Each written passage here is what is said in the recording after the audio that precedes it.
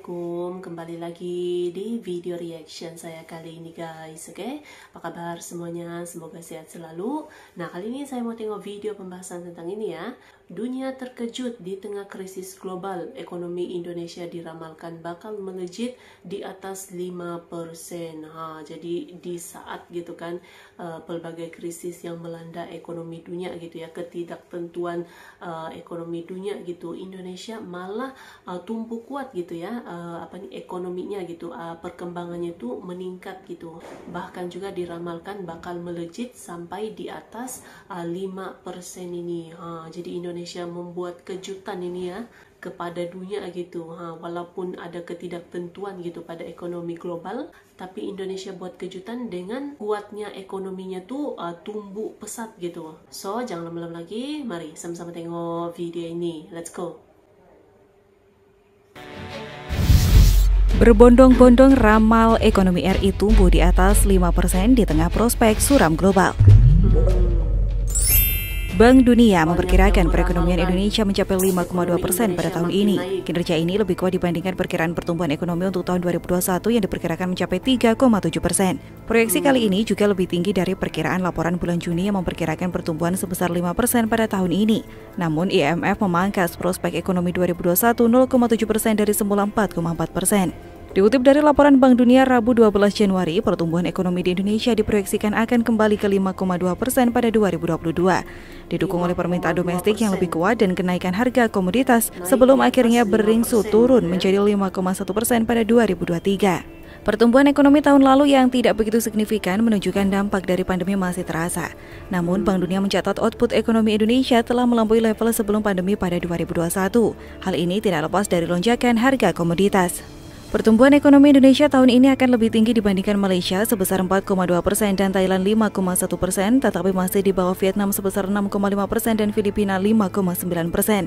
Laporan tersebut juga menyebutkan bahwa tahun ini negara di kawasan Asia akan mulai menormalisasi kebijakan dengan menarik stimulus kebijakan fiskal dan moneter secara bertahap. Misalnya, Tiongkok sudah menarik stimulus fiskal secara tajam sejak tahun 2021 dan dilanjutkan pelonggaran fiskal moderat di tahun 2022. Secara keseluruhan, negara-negara di kawasan Asia Timur dan Pasifik akan terus memperketat kebijakan fiskal dari semula hanya 20% menjadi lebih dari 70% pada 2020.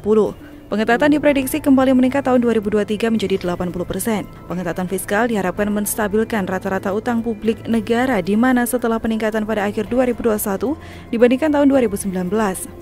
Faktor penguat utang publik berasal dari gangguan pendapatan dan pertumbuhan ekonomi yang lebih lemah. Meski begitu, pertumbuhan ekonomi Indonesia tahun ini akan lebih tinggi dibandingkan Malaysia sebesar 4,2% dan Thailand 5,1%.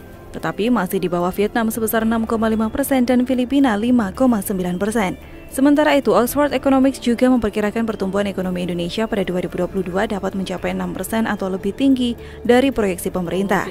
Namun, angka itu masih lebih rendah dari proyeksi pertumbuhan ekonomi Malaysia dan Filipina. Oxford Economics Lead Asia Ekonomis Sian Fenner menilai bahwa terdapat prospek positif dari perekonomian kawasan Asia Tenggara pada 2022. Adanya pelonggaran pembatasan sosial dan percepatan vaksinasi COVID-19 mendorong pemulihan ekonomi berbagai negara. Oxford Economics memperkirakan pertumbuhan produk domestik bruto Indonesia dapat mencapai 6% pada tahun ini. Proyeksi itu lebih tinggi dari taksiran pemerintah di angka 5% hingga 5,5%. Selain itu, Oxford Economics pun memperkirakan bahwa investasi di kawasan Asia Tenggara termasuk Indonesia akan pulih lebih cepat dengan meningkatnya investasi asing langsung atau foreign direct investment. Hal tersebut didukung oleh upaya aktif pemerintah, khususnya dalam mengundang investasi. Oxford Economics menilai bahwa tingkat toleransi dan vaksinasi COVID-19 akan memainkan peran kunci dalam menentukan pemulihan ekonomi. Dengan tingkat vaksinasi yang tinggi, Asia Tenggara telah menunjukkan ketahanan terhadap pandemi. Menunjukkan ketahanan terhadap pandemi gitu. Oke.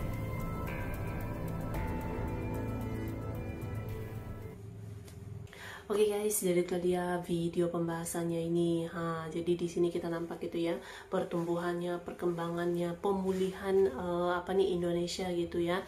Dimana kita tahu pandemi ini kan memang telah memberikan kesan dan dampak gitu, bukan hanya di Indonesia tapi seluruh dunia pun terdampak. Tapi Indonesia berhasil untuk memulihkan gitu dan juga bertahan gitu ya, walaupun ada dampak daripada pandemi itu. Tapi dari tahun ke tahun nampak dia punya pertumbuhannya itu gitu. Bahkan juga ramai-ramai meramalkan bahwa ekonomi Indonesia akan melejit lagi nih di atas 5%.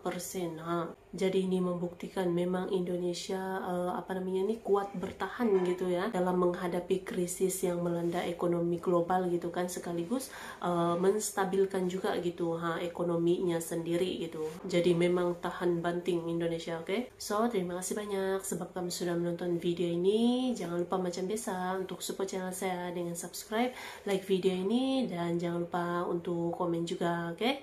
Terima kasih banyak dan kita jumpa lagi di video seterusnya. Assalamualaikum.